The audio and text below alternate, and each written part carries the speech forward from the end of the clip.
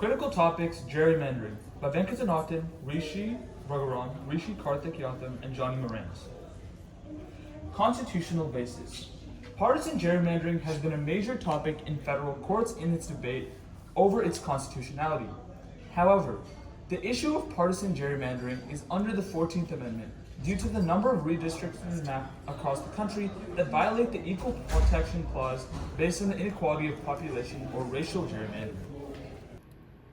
The current state of the issue of gerrymandering is that currently gerrymandering is still going strong in America, with the most partisan state legislatures across the country, like California or Oklahoma, are still implementing new maps that makes it difficult for the opposition to have equal voting power in their state legislatures. The most crucial law regarding gerrymandering is the Voting Rights Act and the Equal Protection Clause, which are the most helpful forms of law in most cases against the redistricting of some maps, as they are used to prevent districts from being drawn that diminish the voting powers of minorities or directly disadvantage political parties. The most critical executive action about gerrymandering was Executive Order 13985. This order was passed on January 20th, 2021, and advances racial equity and support for underserved communities through the federal government. Although not directly about gerrymandering, but it does counteract its effects a little bit. The most critical court ruling about gerrymandering was Callis v. Landry on January 31st, 2024. A group of white Louisianians challenged a new political map as a racial gerrymander under the 14th Amendment. The Chief Judge of the Fifth Circuit assigned a 3-judge panel to hear the case. The current public opinion on gerrymandering. 24% of all American citizens are dissatisfied with gerrymandering, and nearly 9 in 10 voters oppose the use of redistricting in a manner that aims to help one political party or a certain politician win an election. A success story from another nation about gerrymandering.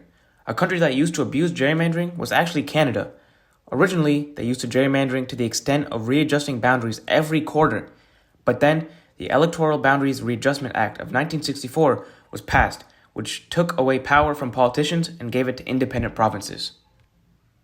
Okay, so now we have a failure from another nation about this issue. So Bulgaria's government failed to enact anti-gerrymandering legislation. In recent years, reforms and opposition groups pushed for anti-gerrymandering laws. This is mostly because those dominant political powers that control Bulgaria resisted this change because they had already the support and really, again, benefited from this change. So now we have a large public interest group that gives money and supports the issue. So American Legislative Exchange Council, aka ALEC, has been linked to efforts in influencing redistricting in ways that benefit the Republicans. It has provided multiple tools, model bills, and strategic support that overall enable partisan redistricting. So now we have the second large public interest group, which would be the Brennan Center for Justice, which is a big group that is focused on upholding justice and proper legislation. The center actively spends money and resources to litigate against both partisan and racist gerrymandering, such as redlining. Not only that, but they ensure that the judiciary is fair and representative. Now, what about the conservative states that have dealt with the issue? So Utah in 2018 voted to create an independent redistricting commission through Proposition 4, also known as Better Boundaries. This essentially created an independent redistricting commission to draw fair voting districts against the U.S. Census. California, a liberal-leaning state, has addressed the issue of democratic gerrymandering by establishing an independent redistricting commission composed of citizens rather than politicians, with the goal of fairness, transparency, and impartiality in the drawing of legislative district boundaries, thereby reducing partisan influence and increasing public trust in the electoral process.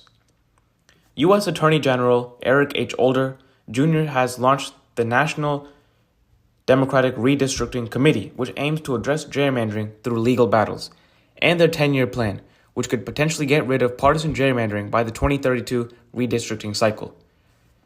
I believe that in the next 5 years, gerrymandering may actually persist and might even intensify due to the advancements of technology such as artificial intelligence.